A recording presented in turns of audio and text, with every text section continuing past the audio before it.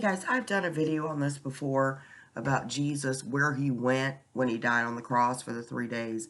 It was not hell in the sense of what we understand hell to be. I'm going to explain to you that the word translate is from Hades. It just means the place of the dead. And that Hades had two compartments. I'll show you in Luke. One for the bad, one for the good.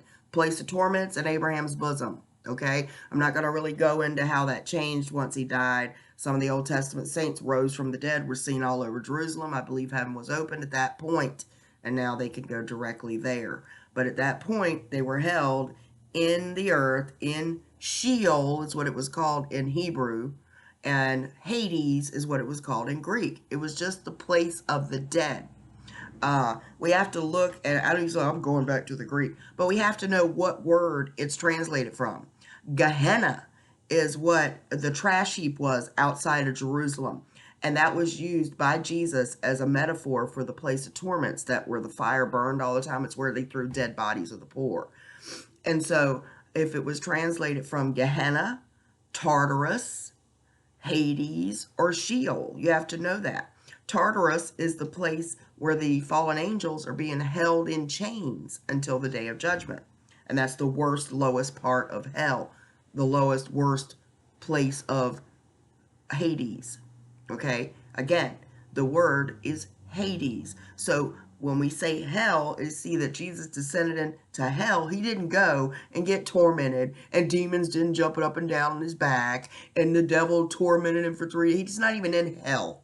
Okay, the devil, it was created for the devil and his angels. He's in the second heaven. He's walking up and down on the earth. It tells you that. Where you been? Walking to and fro on the earth.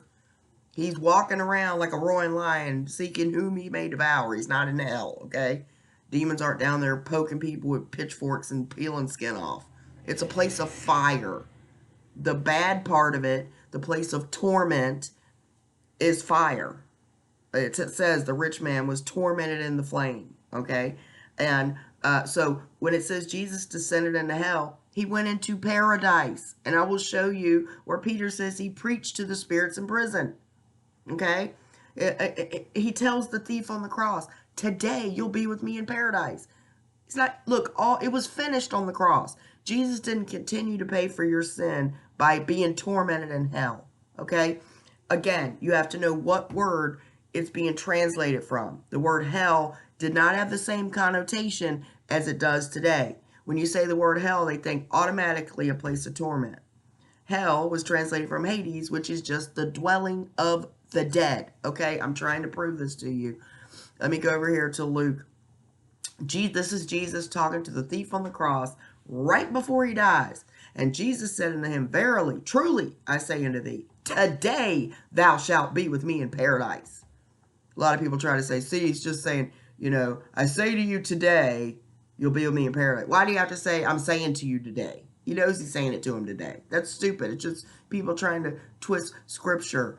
And I'll read the little parts of Lazarus and the rich man. But the main part here is to show you that it came to pass, the beggar died, was carried by the angels into Abraham's bosom, and the rich man also died and was buried. Jesus tells him, and in hell he lifted up his eyes, Hades, being in torments, seeth Abraham afar off, and Lazarus in his bosom. So at this time, he was in the heart of the earth. There was paradise, Abraham's bosom, and the place of torment in Hades, okay? The good people and the bad people, okay? We're not going to go into how that happens. Imputed righteous, saved by faith.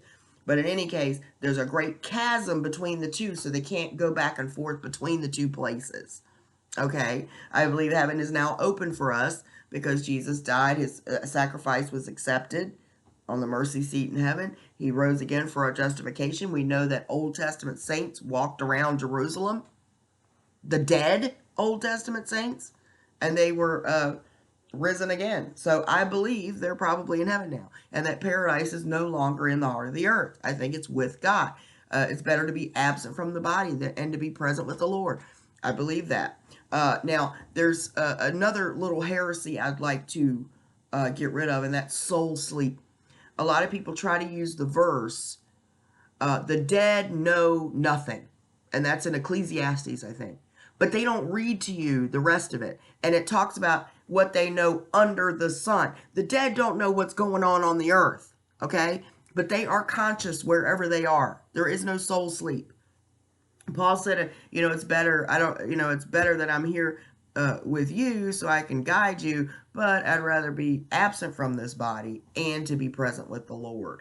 Okay? It's consciousness. Your consciousness does not cease when you die. You are alert and aware. We see this in Luke, the rich man saying, hey, Father Abraham, tell Lazarus to come put some water on my tongue to cool my tongue because I'm in torment in this flame. Okay, so the word there, hell, is Hades, and there was both the paradise and the place of torment. It tells you that. Okay, Jesus, I'm sick of this heresy that Jesus went into hell and was tortured in flames for 3 days.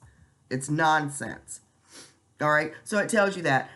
Abraham said, son, remember in your lifetime receive good things, and likewise Lazarus evil things, but now it's comforted and you're tormented. And beside all this, between us and you, there's a great gulf fixed, so that they which would pass hence to you cannot, neither can they pass to us that would come from thence. So you can't go back and forth. There's a great chasm between paradise and the place of torment in Hades, which is translated hell. Okay, now this is also a place in Psalms. There's a prophecy by David about Jesus that God won't suffer his body to see corruption, that he'd rise again. He wouldn't rot in the earth like most people when they die. Okay, and here it is, Psalm 16:8. I have set the Lord always before me because he is at my right hand. I shall not be moved.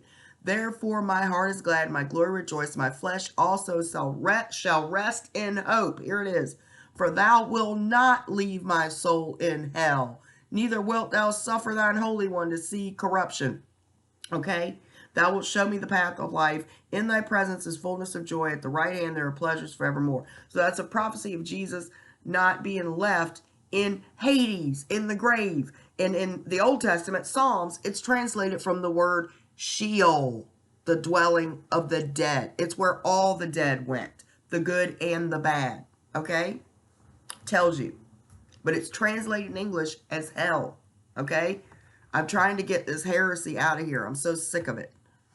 All right, and in Acts, they reference that again. It says, for David speaking concerning him, Jesus, I foresaw the Lord always before my face, for he is on my right hand, that I shall not be moved. Therefore did my heart rejoice, and my tongue was glad. Moreover, my flesh shall rest in hope, because thou wilt not leave my soul in hell, neither will thou suffer thy Holy One to see corruption. So his body would not see corruption. He'd be raised again on the third day.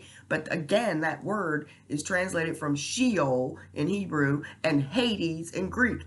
It, again, just the dwelling of the dead, not the place of torment. Let's go over to 1 Peter 3:18.